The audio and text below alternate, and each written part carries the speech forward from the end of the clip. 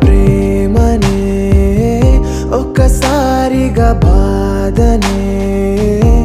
కురిపించి ఆటలు ఆడే వింత కాలమే కదలే ఎన్ని చూసినా ఇది మాత్రము మారదే మలుపులేని కథలను కాలమే రాయలేదులే అంతా క్షేమమని ఆనందించే లోపే చింతే చెంతకే చేరునే తప్పే లేదు ఇదే లోకం తీరు అంటూ కాలం చేసేనేగా